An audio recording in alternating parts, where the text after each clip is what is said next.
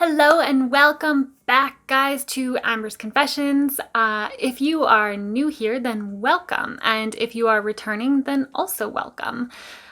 This week we are doing a follow-up to the Pilot Wife Life video. Some of you guys had some comments and some questions last time, and there's a few other things that I want to update on and clear up on.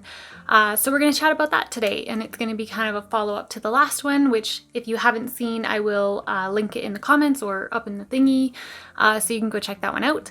Before we get started, I want to mention two things. First is, oh my god, you guys, we hit 1,000 subscribers. I am so excited and I am so thankful for all of you that have hit that red button. It means so much to me. Thank you. I don't even know what to say. I'm just super excited. I feel like it's such a big milestone to hit, and I'm excited to see where this goes. Second thing I want to say is, while my video is kind of general to Pilot Wife Life and aviation, I just do want to reiterate that these things that I talk about are our experience and our perspective, or my perspective, on these issues or these topics.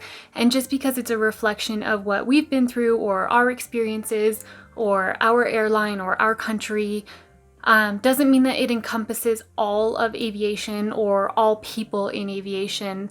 Obviously, there are a lot of differences from one airline or one country to another. So these are reflective of the experiences we've been through, but this is not inclusive of every single experience in aviation. So without further ado, let's dive in and get started.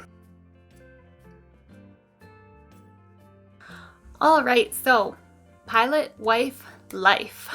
The first update that I have for you guys, you may remember from the last video, that my husband was commuting from Alberta to Ontario. For his position, he was flying on the narrow body. He was away a lot because of a combination of having to commute to work the day before, stay in a crash pad, and then commute home after his pairing. And with the schedule and the nature of that flying, he was away a lot. So we have some updates. Since the last video, he actually changed position. So he's, instead of being a first officer in Toronto, he's now a relief pilot in Vancouver. So big changes, new airplane, new training, new qualifications, all that jazz. And new base, new commute. So this commute is obviously a lot easier for us. His flights now being farther international flights, which I'll tell you guys all about, is way easier. A lot of his flights leave after lunchtime or towards the evening, which means he can head to work on the same day rather than having to go out the day before, because it's only like an hour and 20-minute flight from here to Vancouver. And then you've got the time zone difference, which works in our favor when he's on his way to work. So what is a relief pilot? It's kind of, I guess, a lesser known term if you're not in aviation, but on long haul flights, so for him, like an international flight, say from Vancouver to Australia or to China or to South Korea or wherever, because of the length of the flight and the distance, they have, you'd have your captain, you'd have your first officer, and you'd have your relief pilot. Some flights also have an augment FO, so that's an additional first officer. So you have between 3 or 4 flight crew in the cockpit. And the reason for that is so they can take breaks. So his job as a relief pilot would be, once they've left and they're in cruise and they start alternating who's on break and who gets a rest period, they each take turns kind of filling in for each other so that somebody can be in the back in the bunk taking a nap. So, or resting or recharging or whatever they want to do. So that's a relief pilot. Because the flights are long haul now, being international and across the ocean, the distances are a lot greater and the length of the flights are a lot greater, which means less flying every month. So we went from, on average, 18 to 20 days a month that he would be away from home, down to about 10 on average.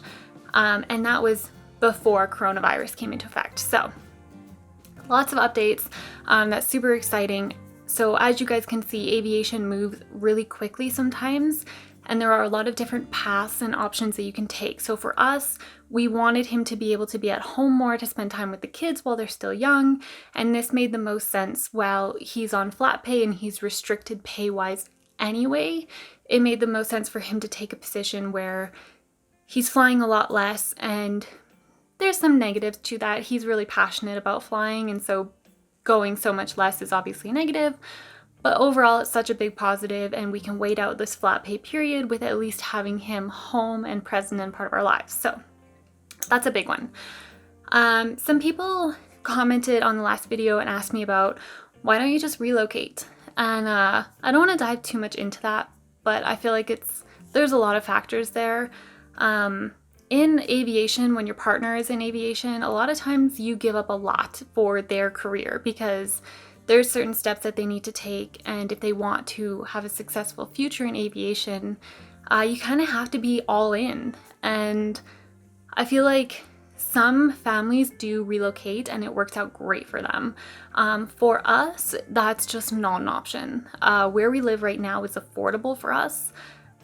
We have family here, we have support, and we're just not interested in chasing the relocation. So, I mean, 6 months ago, we could have relocated to Toronto to cut his days down by 3 or 4 in a month because he was commuting less, only to now have him based in Vancouver anyway. So, for the sake of giving the kids stability and having a home base for them, we find it really important to keep them in one place. Obviously, that's not the case for everyone, and every family is different, but for us, that's what we want. And so, Alberta is home for now. All right, guys. A few myths and stuff that I want to address, or kind of talk about some things that people may not know about aviation. So, obviously, everybody knows about the coronavirus. So, how this kind of relates to aviation is my husband, obviously, flies to China. And the last time he was in China was, I think, somewhere around November, thankfully. And when we were about to go on vacation last month, we got an email from the cruise line saying that anyone who had been to mainland China in the last 14 days would not be able to board the cruise ship. So we were really thankful that his last flight there had been months prior, because that really could have thrown a wrench in our vacation plans. The other effect that it's had is he did have a China flight scheduled last month, and then obviously airlines decided to stop the flights to China to try and control the spread of the virus, and so his flight got canceled. Unfortunately, when you are on flat pay, you do have something called pay protection, but it still takes a major hit on our paycheck because he doesn't get any of his per diems or his daily pay for travel expenses, like for his meals, for tipping, kind of all of the extra money that you get in that's tax-free when you're on a pairing. We don't get any of that reimbursement coming back to us. Obviously, we don't have the expense of him being away, but it still has an impact on our paycheck, which hurts a little bit when you're already on flat pay, and it sucks. But c'est la vie, that is life. So, onward and upward. A myth that I think I hear sometimes that I kind of wanted to address is the amount of workload for pilots. So I know that some people think pilots don't do very much. The plane does most of it itself. In some cases, planes are quite automated and they can do a lot for themselves, but they're still a computer, right? So they will do what you've programmed them to do or what you've told them to do, even if it's not in the best interest of what's around them or what's happening. So that's why you need human intervention to be monitoring everything that the computer's doing. So even on long haul flights where they're flying for maybe 16, 17 hours, a lot of times it's nonstop. Like between them trading out who's on break, they do get rest periods. Obviously, if you're flying for 17 hours overnight, you have to rest at some point, right? There's no way you're mentally still sharp enough to be operating and in charge of the lives of that many people. So, but they are busy. Between like flying over different international airspaces where you have to navigate through different military zones and getting clearances and talking to the different countries and deciphering different accents and understanding clearances and what they want and weather and approaches. and traffic and flow, and there's all kinds of factors that come into play. So while you're maybe in the back having a snooze for most of the time or watching a movie, generally speaking, the guys up front are really busy the whole time. So it's definitely not just a case of, once you take off, you put your feet up and you sleep for 10 hours and then you come back down. Something else that annoys all of us that I'm going to tell you about is when you get on a plane, why is it so hot sometimes? So if you fly very often, you may notice that sometimes you get on the plane and it's nice and cool. They've got the air pumping, you got some relief. And sometimes you get on and it is stuffy. It's hot, there's no air moving, and you're like, why are they keeping us here? Why don't they flick the switch and turn on the AC? So these are actually restrictions that are in place at different airports. So some airports, they will not allow the airline to run their engines, which gives them the power they need to run the air conditioning system, until 10 minutes before they're pushing back from the gate. And if they turn the systems on prior to that, then the airline actually gets fined for noise issues. Some of these airports do have portable air conditioning units that they hook up while they're waiting, but usually these are old, outdated, and just not sufficient to move air. So if you ever wonder why you're sitting there sweating your bag off, waiting for the plane to take off, it has nothing to do with your pilots. It has nothing to do with your flight attendants. They are just as hot as you are, and if they could turn the AC on, they sure would. But if they get fines from the airport sent to the airline, they are in big boo-boo. So, one myth down, only a million more to go. So let's talk about airplane mode on cell phones. So this one, I'm sure most of you have heard the story or the idea or the myth that if you have your phone receiving or sending signals while on an airplane, that it interferes with the systems on the plane and it can have catastrophic results. This is a myth. So I was talking to my husband about this one, and he was saying that occasionally on smaller planes, if you have somebody who's using a cell phone who is seated closer to the cockpit, they will get interference in their headphones when they're trying to communicate with tower. They can hear tapping and clicking and kind of a squabble from the cell phone interfering, but it doesn't interfere with the plane's systems. It makes it more difficult for them to hear, and so if you're on a smaller plane, it definitely is advisable to leave your stuff in airplane mode because it's just irritating for them and makes their job more difficult, which we definitely don't need. But on major big airplanes that you'd see when you're generally flying commercially or flying further distances, one of the major reasons they tell you to put your phone on airplane mode is because when people are texting or on social media or using a signal on their phone, having a chat, they're just not paying attention. They're distracted, and accidents can happen at any time. So during takeoff or during fueling or during whatever's going on, and they need you to be paying attention. So they need you to be aware of your surroundings, know what's going on, pay attention to the safety briefing, because if something happens, you need that information. You don't want to be the person who's like a chicken with its head cut off. You don't know what you're doing. So one of the biggest reasons they tell you that you got to switch it off is to pull your attention away from your device and make sure that you're actually paying attention to your surroundings, that you can identify if there's a strange sound or a strange smell or something that has happened or an emergency.